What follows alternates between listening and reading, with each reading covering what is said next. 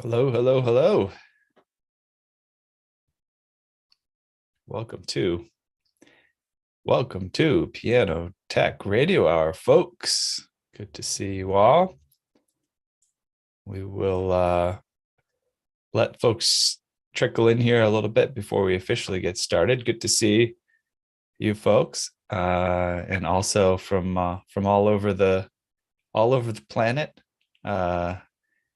I know Carell.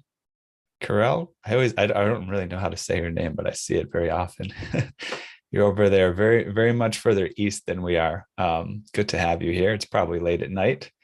Hey, Dan Garrido, how's it going? You're muted, but I'm not sure I know where you are. Have we chatted before? A little bit. Can you hear me? Yeah, I can hear you. How's it going? Hear me? Yeah. I mean, we chatted briefly, just usually at the beginning of these, just saying, okay. Awesome. So good to see you. Where are you located?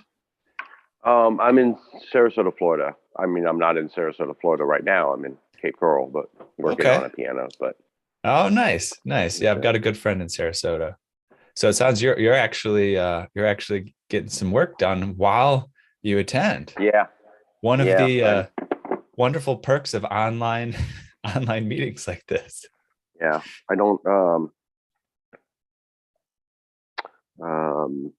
normally do this. I have a shop that I work in, but I'm actually working in somebody's home because there's some nasty stairs, and I don't want to bring that piano down the stairs. So I guess so.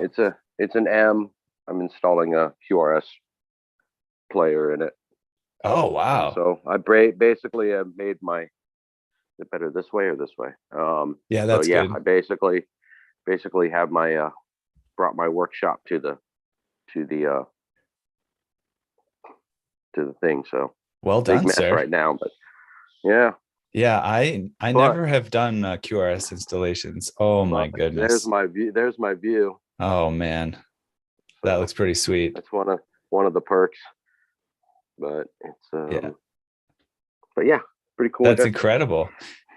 Yeah, I that reminds me of a hotel I visited. You know, I actually brought some of that Puerto Rican visit here to Piano Tech Radio Hour by interviewing some of the characters there on Puerto Rico. But it reminds me, I went to this hotel there, and they had sort of an oceanfront kind of balcony like that, except with all of the hurricane action, it had taken quite a beating. Pretty windy today. Yeah. But, well, thanks for sharing that, Dan. That's cool. Oh, yeah. Yeah. I haven't myself gotten too much into QRS and piano automations installations. So it's something on the agenda to get down and dirty with that. Dude, that's my main gig. So yeah, that's what I hear. It's like that's a thing that you can kind of focus on once you get into it. There's not many technicians in the various zones where people do it. In fact, in the New York area, you know, our team, I've definitely told members of our team, if they want to learn, we'll just send them out to learn, go to some take some courses and doing it, because there's literally more folks in the New York area. There's like one or two other guys in the New York City area that does this. And it's literally they're turning down jobs because they're on Long Island and they don't want to come to New York City and do all this stuff. You can only be so many places at once. Yeah. And it requires a little bit of shop space. I mean, you kind of have a ad hoc shop space there. But yeah, that's also part of the issue in the New York City area, where you're going to take that piano to work on it. Right. Well, we'll let you get back to work. You probably sounds like you're in the thick of it, but thank you. I'll be listening. Awesome. Well, thanks for sharing. Good to have you here. All righty. Nice talking. Very cool. Yeah. Carol, if you want to say hi, I'd love to hear hi from you. Although, like I said, I know it's like the middle of the night, but we don't get a chance to chat much. And I've always find it cool that when you get a chance to show up. All right. Well, I will make an official introduction for those folks on YouTube and Facebook. And of course, I'll say hi to Morgan, who's here again from last week. He was our guest last week, and he's showing up. Good to have you here. I'll give a little introduction to Piano Tech Radio Hour and what we're doing here. So every week we've been coming here for I think maybe it's probably going on 2 years now. We started as a pandemic, got off to a rough start there a couple of years ago, and it actually turned into a very positive outcome, a place where all of us piano technicians could gather together on a weekly basis and kind of help each other learn and grow. We bring in some of the coolest folks in the piano industry, experienced people, knowledgeable people, interesting people. We go everywhere from people who are in manufacturing to sales of pianos, to even folks that are building other instruments or experts in other instruments that we might find interesting. And so it's been a lot of fun here. We've bring in some piano players every once in a while. We've had some classical piano players, some jazz piano players. And it's just kind of, let's all get together here and celebrate the piano, and also kind of find out what's going to come next, right? What's coming next down the pike in the piano industry, because it's not what it used to be. But there's some very interesting patterns that we discover when we can all get together and like have a moment to reflect on what's going on. These themes that have come up here, I think over and over again, is that the piano technicians that are more customized, that are getting into more detailed work, more nuanced work, getting into voicing, regulation. Those are the techs that are the techs of the future, because picking up an electronic device and tuning a piano, that's a basic. You can do the basics with that, but it's not what the future of kind of the well-paid high-end piano technicians is. It's those folks that really know the piano inside and out. So I'll give the official intro here. We are brought to you by Piano Technicians Masterclasses, which is cutting edge instruction from piano industry masters without leaving your home. You can find out more about that at pianotechniciansmasterclass.com. And a little bit more about that. We've been having one-off master classes. Before the pandemic, we would go and visit people in their homes or their workshops, experts of the industry, bring a camera crew and live stream a class and have it on recording for your availability. Since the pandemic, we've been doing more and more online conventions, even where we'll bring you 10 or 12, or we're even expanding the numbers, 15 to 20 different piano technicians over the course of several days. Getting together as a group, learning that stuff, and then popping it in a library where subscribers then could still benefit from that as time passes and revisit that material and gain access to it. We always, as kind of mentioned here, trying to take advantage of what you can do with these new forms of communication and new forms of learning. So like we mentioned earlier, hey, it's way easier for you to do some shop work and also attend this kind of a meeting than it is to do some shop work and, attend some type of a live meeting, where you're in person. So we recognize there's advantages and disadvantages to kind of both sides of things, but we're all about exploring advantages here of the online experience. And another thing that's really cool about that, as I mentioned, the convention, I said, we have a few days of a convention. Well, we've experimented with having a convention that lasts over weeks. And, you don't have to take off 4 days in a row to attend the convention. Maybe you could take off one day a week for 4 weeks. And that's been really interesting. We actually can ask you guys, what do you want? You want to try it that way? Fine, we'll deliver a convention that way. So that's been really incredible to explore all the possibilities and opportunities. I guess, I will, today I'm going to get back into some of my piano journeys throughout the world. I think you'll appreciate some of the discoveries that I've made and some of the adventures that I've been on. It's been a pleasure to be able to kind of share this with you, because it's kind of reaching back into history a little bit to 2015, 2016. I was living in Peru, traveling as well. I went everywhere from Colombia to Hong Kong to Chile, back to New York City, Philadelphia, and just got a chance to really gain a huge amount of perspective about the instrument of a piano, the history of a piano, and how different cultures view pianos, and how different technicians and piano professionals experience the piano industry based on where they're at. And that all laid the foundation for what we're doing here today. So it's really great to be able to share that with you guys. I will give a little bit of a preview, but maybe I won't give away the whole the whole detail here, but I will say we'll be changing pace a little bit in the next few weeks, and we're actually going to be bringing on some new members of the crew here to help kind of facilitate the Piano Tech Radio Hour, be other personalities that can come in and help out in kind of talking to our guests, delivering cool content, and also sourcing our guests. So I'm going to keep the finest details of that secret, but it's very exciting. Maybe we'll reveal that next week or the week after. I guarantee you the secret will be out of the bag. So that will be, I think, the 19th. We'll have something very fresh and new for you guys that I think you're going to be excited about. Okay, so what I'd like to do right now, though, is let's share my screen, and I want to bring you back a little bit, and we'll talk through these things, and if anything comes up that's interesting out of what we're sharing, we can kind of take a step back and have a discussion on it. But for the time being, let's take a look through some of these posts. So this is kind of where we left off. I'll get this screen thing out of your way, and you guys should be able to see pretty well. And you know what? Maybe I will see if I can. I don't know if I can zoom in here, but that's not as important. So I think last week we left off with kind of me leaving off and kind of reflecting on this trip that I was taking out throughout the world. Not last week, but the week before. And then, of course, we actually had an interesting conversation about, dehumidification and humidification systems in pianos. That was a bit of a good tangent to go on. And we found out that, pianos, the sort of history of how the climate control systems kind of were delivered, right, and sort of intended to be installed, has sort of changed throughout the years. It was kind of much more standard. You might be delivered a dehumidification system with your humidification system, but you might not really need that, right? And you might not know that. So you might install everything.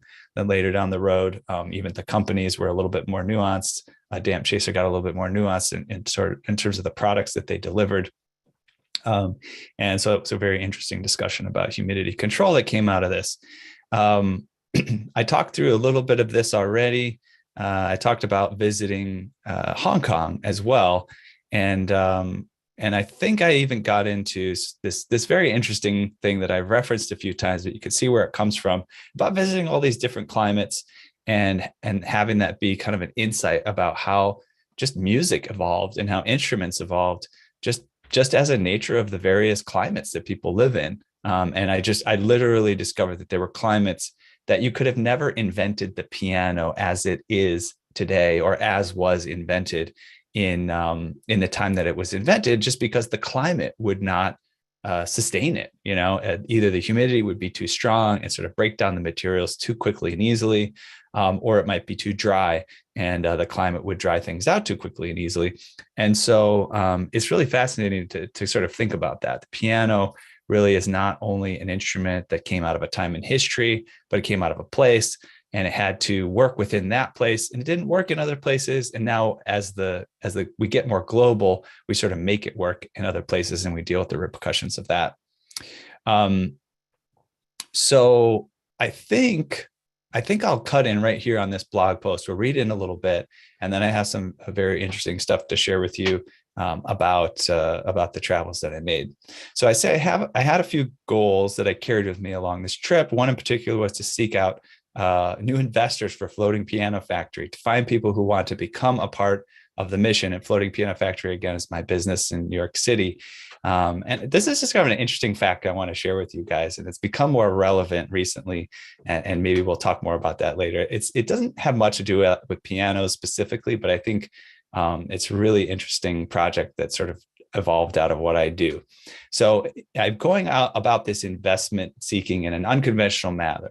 Rather than seeking out large contributions from a handful of individuals, I'm speaking to a wide variety of people who want to make very small investments.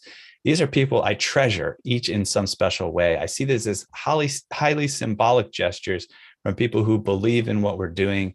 And this brings in an added value, which is not just about physical currency, it's about emotional and intellectual currencies. And this is a really beautiful picture. I believe this was either from Bogota or Cartagena in Peru. So I can I can't go into all the details about that project, but that's a little bit allusion to it, and maybe we can talk about it. But over the past few weeks, I came across pianos that live in different countries within different climates and among different cultural expectations. My experiences in finding and tuning these instruments has varied just as widely and goes far beyond which types of humidifiers people install. Now I'm excited to look back on the journey to consider more carefully which factors shape the differences I found in each city, to consider how much of it might come to light and how much might always remain a mystery. So let's hit on the next post here. This one is about grand piano action regulation and glide bolt adjustment. We've covered this here, so I'm skipping that one into going back into the piano journeys here. So as I left Arequipa, this is kind of fun. I can give you a little bit of an insight into some of the piano technicians that I met in this city where I lived. So I'll read a log and then I'll sort of elaborate as necessary. Feel free to chime in with comments here and there in the chat. We can pick up a discussion as it feels natural on this stuff. So as I mentioned in the last post that we just looked at, I was preparing to depart from Arequipa, Peru, for an extensive multi-country journey. I was excited and I was almost ready. However, there was something I wanted to do before I left. A colleague who works for Steinway's Latin America markets previously gave me some advice before I even came to Arequipa in September. He said, it's important to get to know local technicians because you're in their home territory. Make sure to establish a relationship and to be clear that you're not there to step on anyone's toes, but to be of service and work together.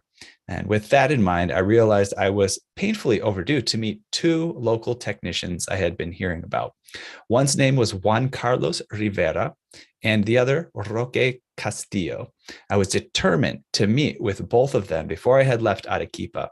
And for this journey that marked the halfway point of my stay in Arequipa, it had been hard to pin them down for months. And in this final push, it still wasn't easy. So, and a little bit of background on this guy, Roque Castillo, and no, this is Juan Carlos Rivera. And so, yeah, it's really interesting because I had been there for like 6 months, and I'm a piano guy that's in town, and there's really one major guy and other piano guy in town that's like tuning pianos, and we just never really crossed paths or got a chance to meet. Every time I ask somebody, hey, do you have his number? They'd be like, I don't know. I can't find it or whatever. So this was Juan Carlos Rivera. And he was actually at the concert I attended when I first met Hernando, who was my sort of diplomat piano friend in Peru, if you remember me talking about him in a previous session. And I was supposed to meet Juan Carlos that very evening, but unfortunately we just missed each other. We actually set up a meeting for a few weeks later over email and phone, but no one remembered to set a location. So I reached out to him this time, and as we finally spoke over a brief lunch, I wasn't sure how he felt about me. However, once I explained my mission in my limited Spanish, he seemed pleased and intrigued, and we set a time for me to come to his house. And this is Roque Castillo. And let me see if I have much more about Juan Carlos. You know what? I didn't talk too much about Juan Carlos. Maybe it's in a different post, but I'll allude to it a little bit here. I got to visit him. I went to his house. I visited his piano, and it was just fascinating to kind of discover this is the state of affairs in terms of piano tuning in this area. And he was a excellent piano tuner, but the technology that he was tuning, who was tuning pianos with, was not similar to kind of what you and I, when I say you and I, folks in the United States, especially in urban areas, are using to tune pianos. He wasn't using, CyberTuner or TuneLab or Verituner or anything like that. He was using an electronic device, but I believe it was one of these Korg devices that people had been using many years ago to just kind of give you the basic pitch information. And then he would use that just as a template to make decisions about how to stretch the piano from that basic information. And just fascinating, again, and one of my one of the impetuses for projects like this is to say, hey, we can use this technology to get more up-to-date information out to people pretty much anywhere in the world with internet access. And it was a great time to sort of connect with him. And I think we both appreciated the sort of cultural exchange and the exchange around pianos that we had. Let me talk here about Roque Castillo. Now, Roque Castillo was a somewhat mysterious figure as well. I'd heard through several sources that this seasoned fellow was around somewhere, but I had no idea how to contact him. And I wondered if he really even existed.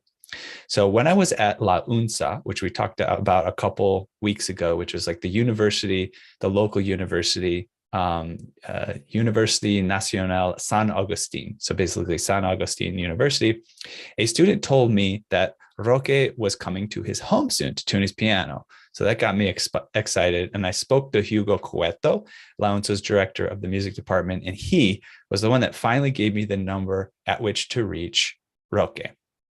So I called and asked Roque if we could meet at his workshop. He explained to me where it was, but I actually had a hard time understanding the instructions. The call was quiet. Plus, even after a few months of my Spanish on the phone, it was especially difficult to interpret. And after some attempts to understand, I decided to just make a recording of the call and then have a native speaker help me decode it. And surely that would make sense. So you can imagine me. I finally got this guy on the phone, really hard to reach him. And I find a way to just kind of record while we're talking. I have no idea what he's saying, really, because it's quiet and it's in Spanish. And I figure, well, I hope he's giving me all the necessary information to find him. And then I'll kind of relay it to somebody else and they can interpret it. So I played it back to a friend. And she was actually a bit confused as well. But she told me she thought Roque was describing a bus that I should take to get to his neighborhood in an area called Cerro Colorado. I thought I could decipher the address on Calle Tacna, which means calle is kind of the word for street, and so it's Tacna Street. But a Google map search put me clear in the wrong neighborhood, many miles from Cerro Colorado, and I'd have to figure it out as I went.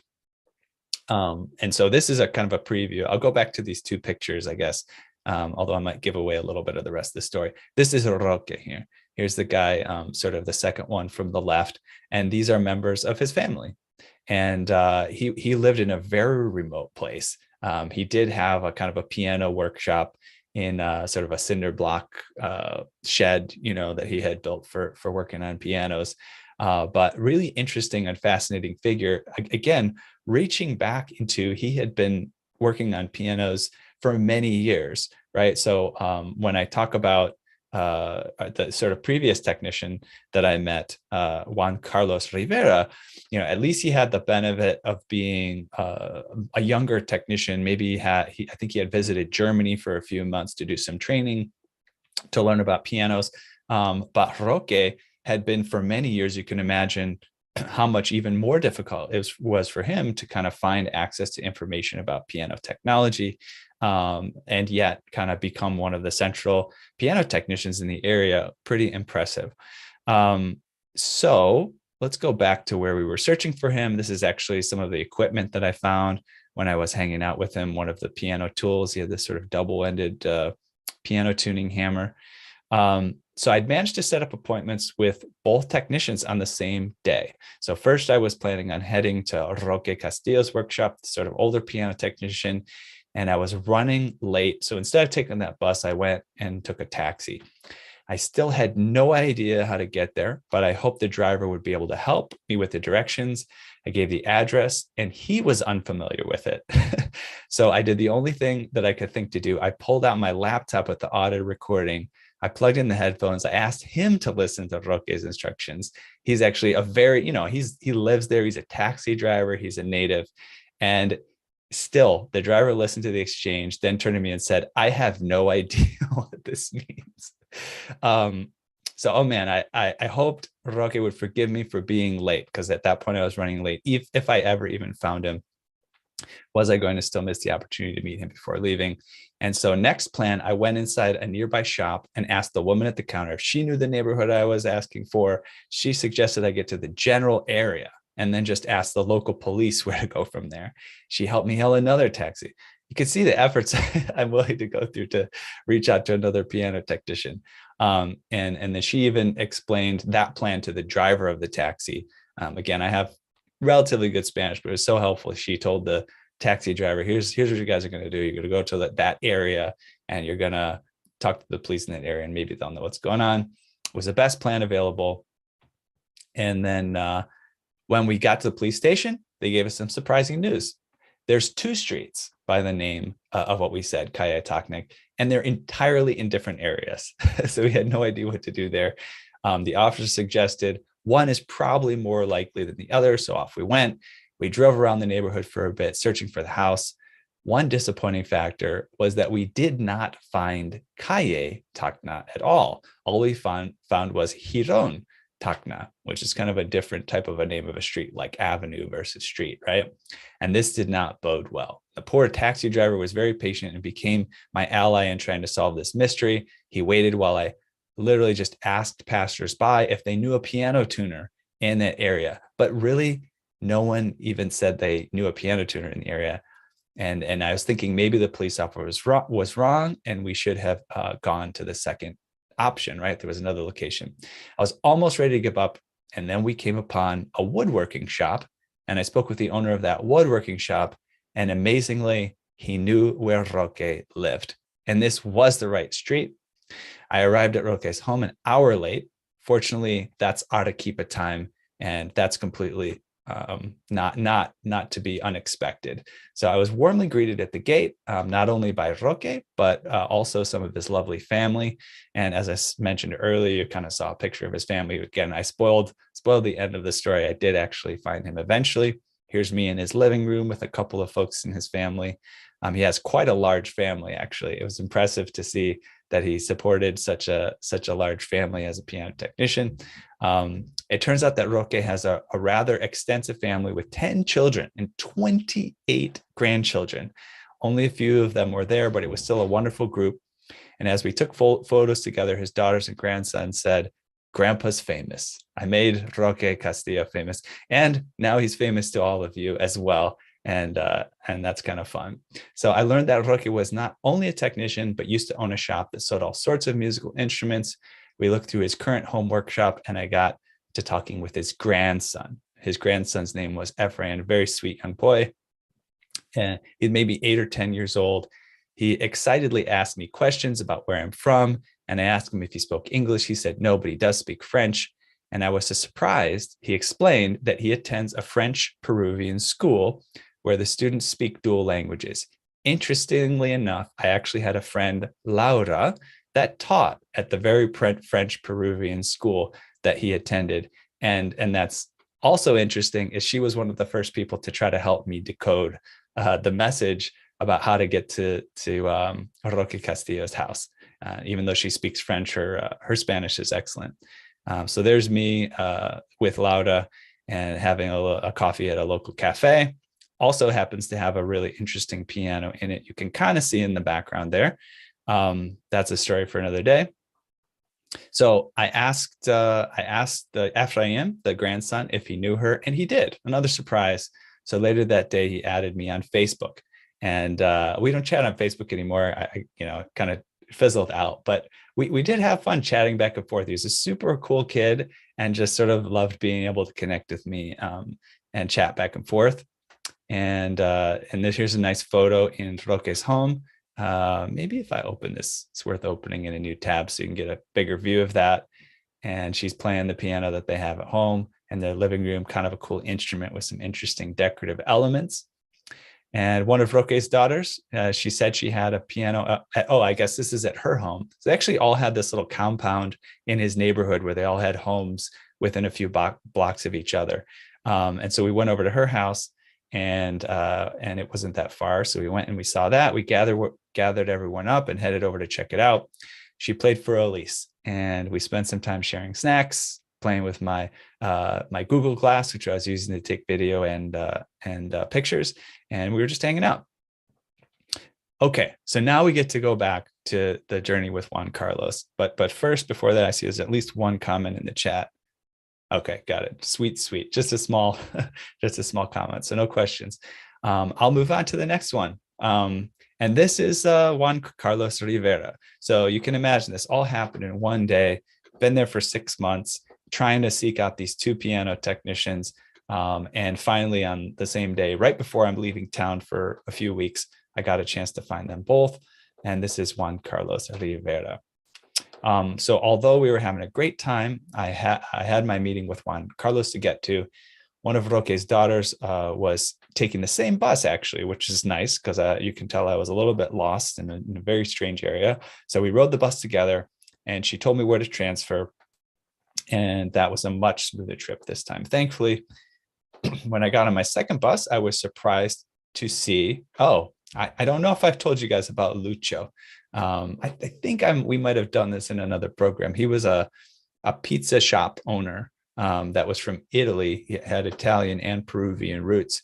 And that's actually the cafe that I was in this picture is Lucio's Cafe. So he made like coffee and desserts, and especially he had pizza and pasta at nighttime in this small little cafe, which had this incredible vintage piano in the background, and one of those birdcage action pianos, which is so incredibly difficult to work on. But so it's really interesting. I can't really communicate how far away I was from Lucio's, pizza shop and sort of the central area of town. And as I'm saying, what I happened to do, as I was out on my way to Juan Carlos's house, I ran into Lucio's sister. Her name is Juliana, and she was actually on the same bus, and she was heading the same area. So again, I was lucky not only to have lunch together, but to have someone else help me find my way, as we've established was pretty difficult. So we arrived at a little place that she knew about. Lunch service was ending, but she knew the owners, so they kindly seated us. And not only that, but as we finished up, she told me it was on the house, yet another unexpected reason to smile. So we got free lunch there because she was friends with the owner. Let me open this image up because this will be a little bit illustrative of what I mentioned earlier.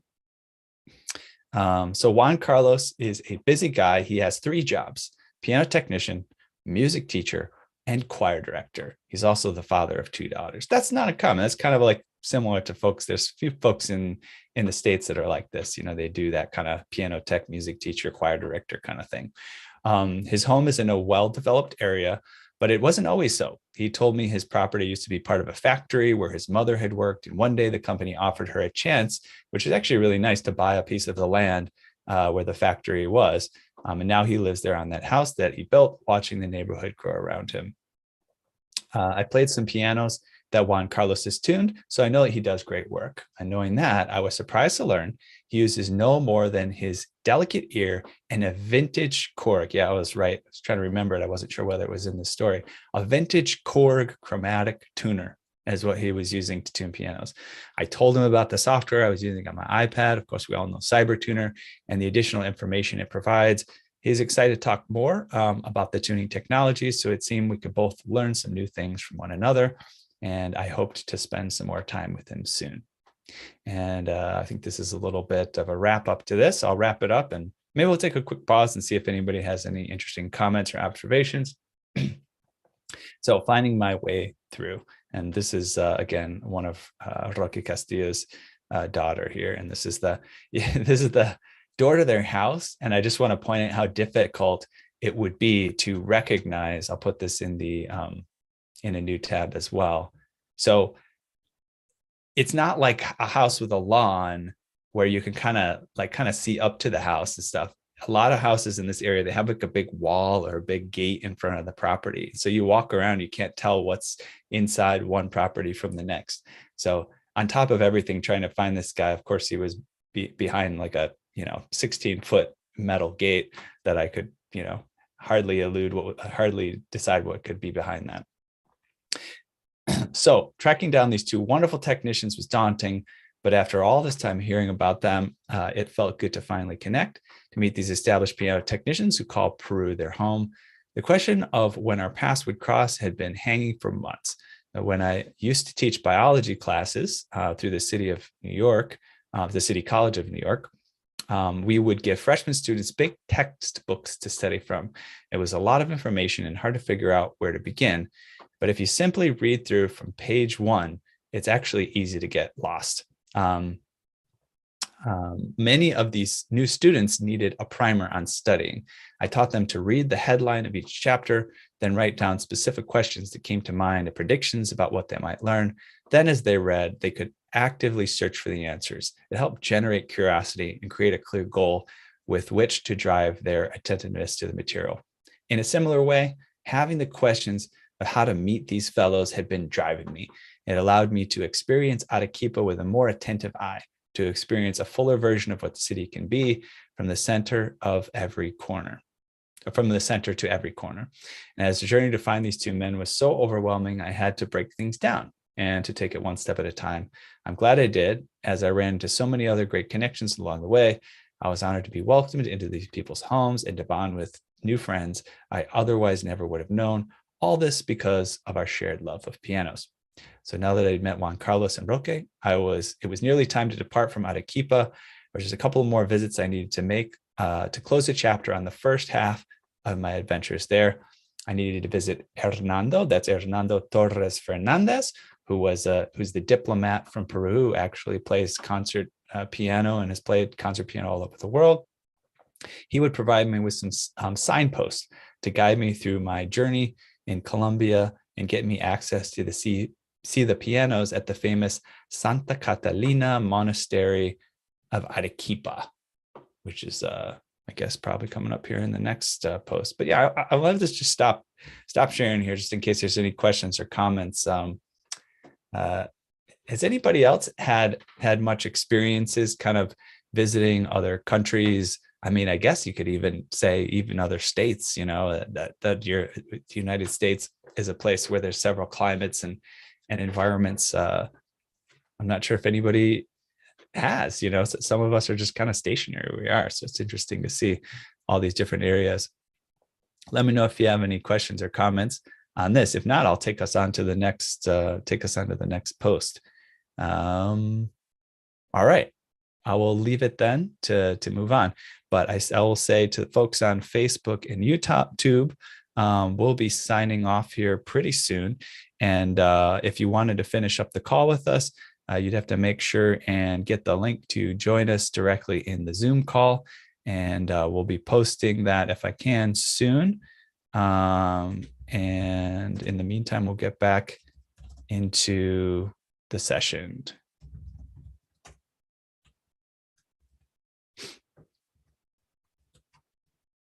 All right, great. Well, so we'll reshare the screen. All right, let us pop into this next one.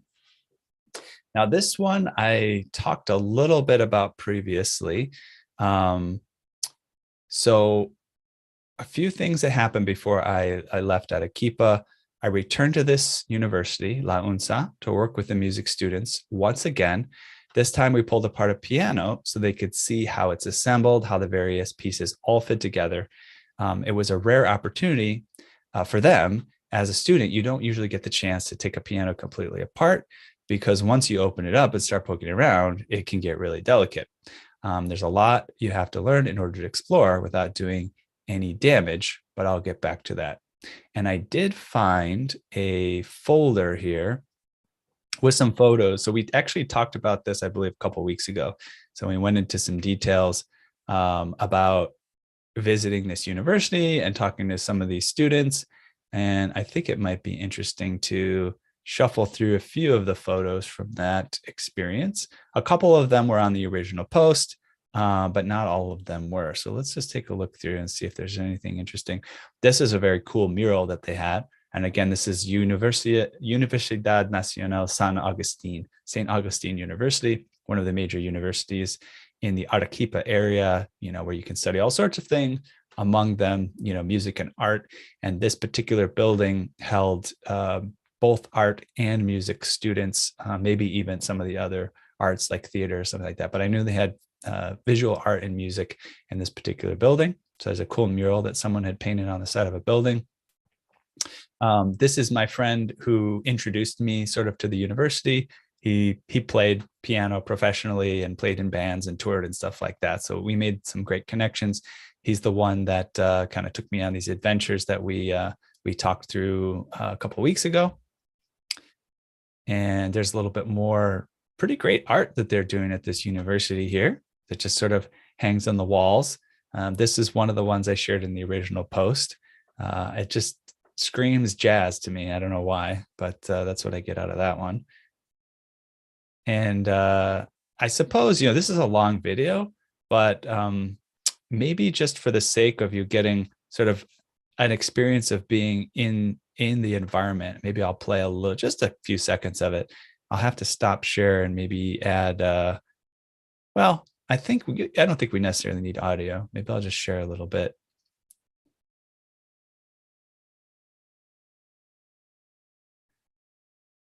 So you can see, it's like a typical university environment, lots of students walking around with their instruments and, kind of enjoying this is kind of what the weather's like all the time there. So that's one thing you got going for you. So it's pretty warm and sort of desert climate. And then you can see the sort of outlay of the building. Some of those rooms would have pianos in them, and they would have, music classes. And then some of those rooms would have art classes. There's some pretty cool art studios in that same area. So yeah, it's just like between classes. Again, this looks like it's maybe like a 12-minute video. This is actually meeting the Hugo Coete. He was the head of the department.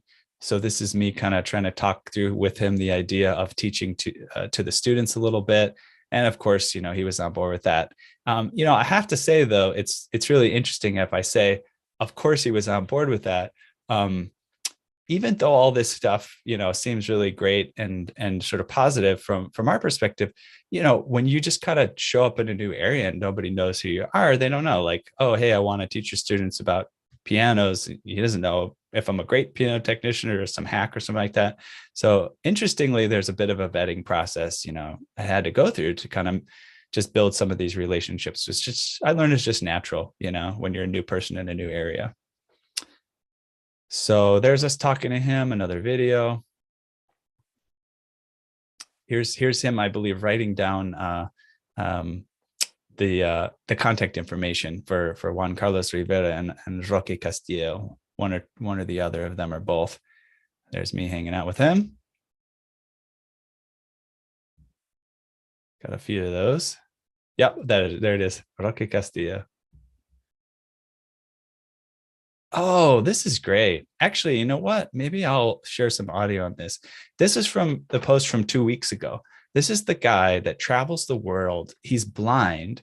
I forget which country he's from, but he was so determined that he still wanted to travel the world despite the handicap of being blind, that he found ways to raise money to the funds to actually travel and visit all these different countries. And one of the things he does to raise funds is just be on the street playing, interesting audio. Like you play John Coltrane in the street here in Arequipa, Peru, which is a very sort of rare thing to be able to hear that. It just wasn't as a popular thing for people to be playing. And he would play speeches by Martin Luther King. And he had poetry booklets of his own poetry that he would sell to people.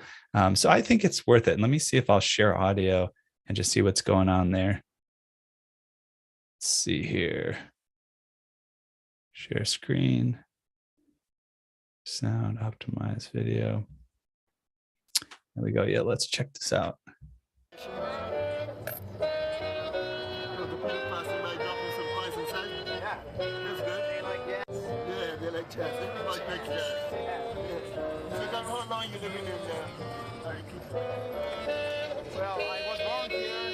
So this is like the main part of the main downtown area in Arequipa, Peru, where there's like lots of shops, and there's a town square with like a giant cathedral and a fountain in the area relatively near here.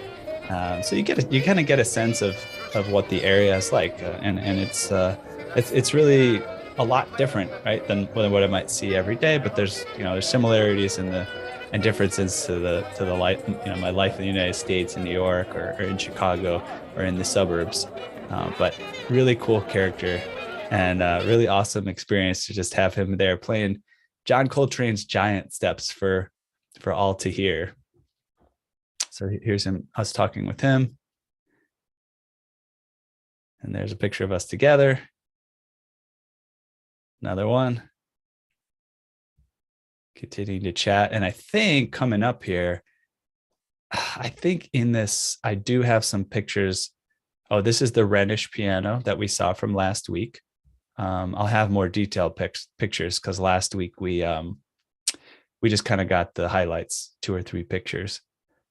So this is Nicholas Reynolds. I think that might have been a piano, maybe technician or the store that sold that piano. There it is, this beautiful piano with this inlaid wood, decorative elements on the side. And we talked a little bit about Rhenish pianos and kind of them being, not so well known amongst us, but a couple people among our group had come across a few of them. Seemed to be a pretty great German piano brand.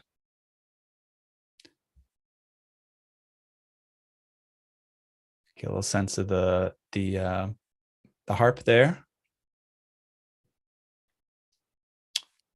I don't know that I ever got to look this up, like the age or the provenance of the instrument, but this appears to be the serial number. Oftentimes in the pianos, you have to check a few places. Sometimes it's just a part number or a serial number, but always try to gather that info.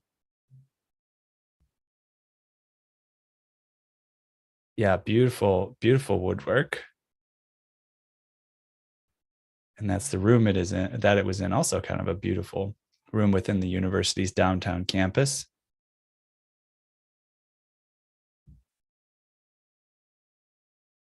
And this is the restaurant. If you remember 2 weeks ago, this is a restaurant that I ate at with my friend. And this is kind of the sort of area where the restaurant is within a little alcove on the side of the street. And this is the dog that comes and begs for your food while you're eating. And I had a picture of him doing that. He hangs out outside this tattoo shop in the same area. Yeah, there he is. He changes which table he's at, but he has the same strategy. He just hangs out very quietly, and he puts his paw on your knee and waits to see if you'll offer him any of your food. Oh, and here's a fun video of him. Let's see. Just hanging out, No, not getting anything from you. I think I'll change strategies.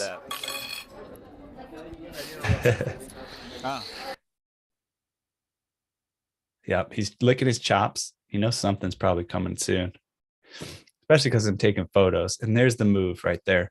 The move is just gently place the paw, on the chair or the knee and just kind of look kind of sad and longingly. Maybe you'll get a few scraps. We'll skip more videos there. He's very assertive, All right, here we go. So here's some photos of me hanging out with the piano students there. We took apart an upright piano. We open it up. I got the tuning hammer out, put the temperament strip in, gave them all an opportunity to put their hand on it, take a piano key out, kind of explain the structure of that and what's going on. And they're just, like I said, they were just elated to have this opportunity. That was really fun. So, I could imagine, as I explained earlier, like the information about pianos in this area is so limited. You could imagine if I'm afraid, if a client is afraid to take a piano apart around this in areas in the States, with maybe some access to some information from their technician or something, it's a lot more even intimidating for them. So this is really cool. So, get to take a key out, hold it, examine it, see what's going on. And to be honest, this is something that I think a lot of piano technicians agree is missing from general education of piano technicians in the first place, like all over the globe, just kind of knowing how the instrument is constructed and how things are put together and what happens when you press the key and, how do you get the nuances of the loud and the soft, and how does the shift pedal work, and why does it work? We've had some pianists come on who Frederick True, for example, who pays a lot more attention to that, and if you, we've all had our experiences with some of the sort of higher level piano players, Chick Corea or something like that, that actually they know quite a bit about the construction of the piano and how it comes together, and how to ask for what they want, and how to get the best out of the piano because of that knowledge. So fun to kind of let them poke around, and I can just supervise, make sure nothing gets too out of whack. Yeah. All right. So there's a set of pictures from that. That's useful to have a look at. All right. And I think we'll be wrapping up in about 10 minutes. But if there's any questions that people have, let me look in the chat here. Nope, that's it. So I'll copy this. Yeah, just a couple comments from me back and forth there with someone. All right, so let's move on to the rest of this post, and then we'll wrap up for the day. But first, I'm going to post a message for people on Facebook and YouTube if they want to join. We're signing off officially here, and I'll have to join on Zoom. So we'll pop that in their chat, make sure that message gets delivered, and then we'll see you on Facebook and YouTube.